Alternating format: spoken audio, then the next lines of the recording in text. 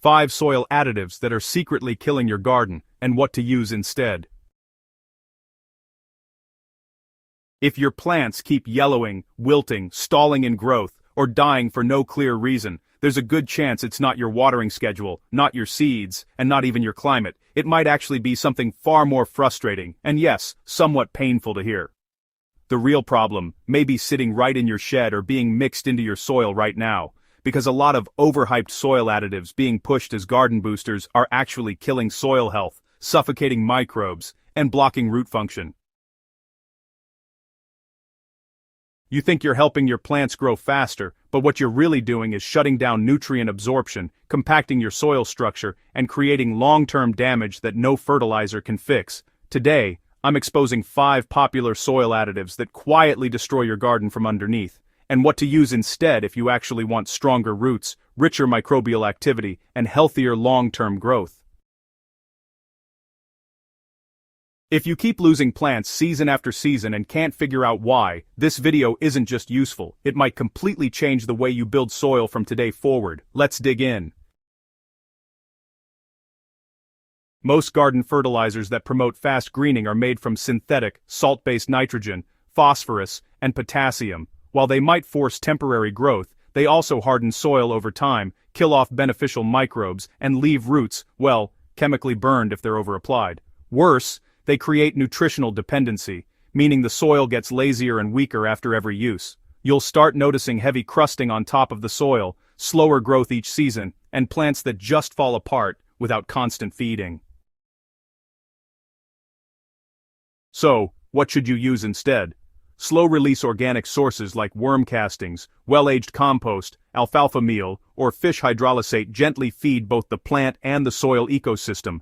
They encourage nutrient cycling naturally, rather than force-feeding the plant. Lime is often recommended to fix acidic soil, but honestly, many gardeners apply it without testing their pH first. Here's the problem. Too much lime can lock out iron, manganese, and phosphorus, leading to nutrient deficiency even in fertile soil. Over-liming causes pale leaves, slow chlorophyll production, and a dead soil structure over time. Most vegetables thrive in moderately acidic soil between 6.0 and 6.5, so constantly pushing soil toward alkaline can really cripple nutrient uptake. If your soil is truly acidic, you should use finely ground dolomitic lime, but only when a pH test confirms it's actually needed. Otherwise, you can balance acidity naturally by using wood ash in moderation, or by adding organic matter that stabilizes pH gradually, without, shocking the soil. Raw manure is often seen as a nutrient powerhouse, but using it fresh can actually scorch roots because of its high ammonia and nitrogen content. It also carries harmful pathogens and, well, introduces excessive salts that compact the soil and mess with how moisture moves through it. When manure hasn't been composted long enough, you'll notice plant burn, an unpleasant odor, more pests around, and, honestly, uneven nutrient distribution. What to use instead? Fully composted manure, aged for at least 6 months, transforms into a stable, microbe-rich material that feeds your soil slowly and safely. Even better, you can combine composted manure with leaf mold or kitchen scrap compost for a wider range of beneficial microbes.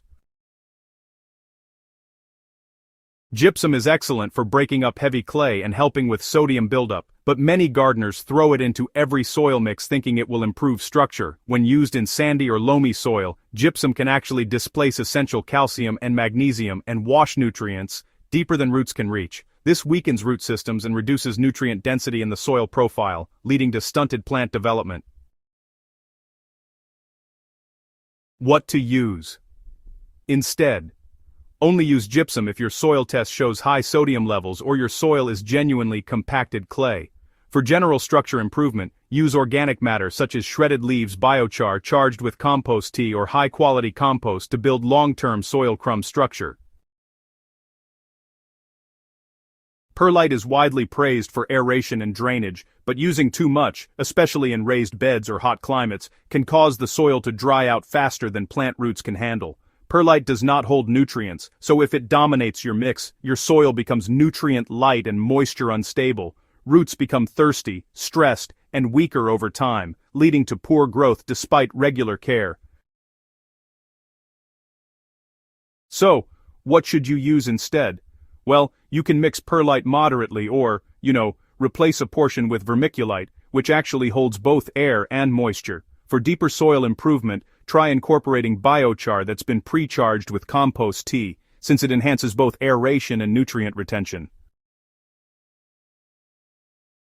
Every failed soil additive on this list has one thing in common: it tries to solve a problem instantly rather than supporting the natural processes that keep soil alive. Healthy soil just doesn't respond well to shortcuts. It thrives when you feed it with organic matter, microbial stimulators, like compost tea, and amendments guided by real soil tests, not just guesses or trends. When you focus on building a living soil system instead of dumping synthetic boosters, your plants will develop stronger roots, improve disease resistance, and honestly, better nutrient density in every harvest. Long-term soil health is all about balance, biology, and sustainability, not those flashy products that promise instant results.